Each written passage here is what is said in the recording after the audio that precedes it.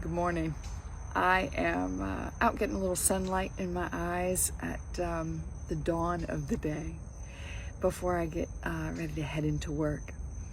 What I was thinking about as I was using this time as prayer time,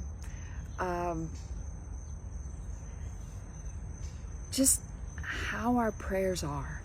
For example, I was thinking about the beggar at the intersection, the one on the on-ramp or the off-ramp, and has a cardboard sign and a duffel bag or backpack and will work for food kind of thing, or God bless you, anything will help, disabled veteran, whatever the deal is.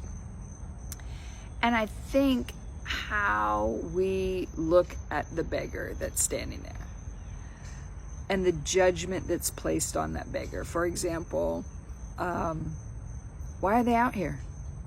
Outside of a military base, and they're a disabled veteran, can't they get help there? And are there not services available? I went by, I gave them a hamburger, but they didn't want that. I was able to help them find a job, but they didn't want to do that.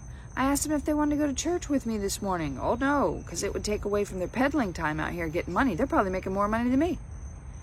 And all they're doing is out there begging. What are they doing?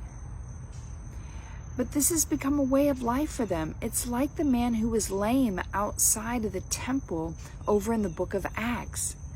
And Peter walked by and said, I don't have any money for you, but what I do have is pretty amazing. Get up and walk.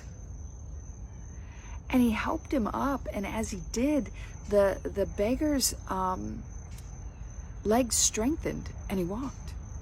And then he was jumping around in the temple courts, going, hey! And they're like, wait, that's the beggar that was outside? He's been out there for years? Is your prayer life like that of the beggar at the intersection?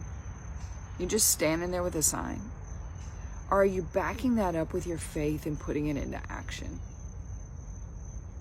And are your prayers just, oh, give me, give me, give me? Or do you stand before the Lord and say, God, reveal yourself to me today. Not my will, but yours be done. The verse that came to mind was Jesus in the garden, who's ready to put his life on the cross for the sin of humanity. And he didn't want to do it. He was looking for a way out before God. And he said, man, take this cup of suffering from me, yet not my will, but yours be done.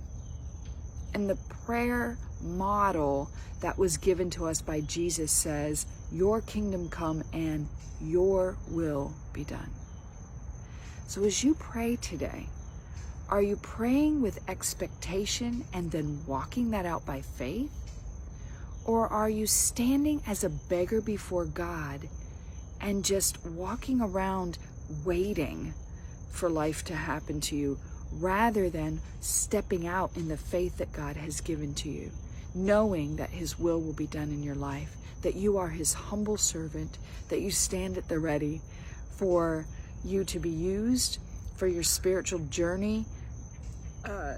You want to call it self-development, spiritual discipline, spiritual journey.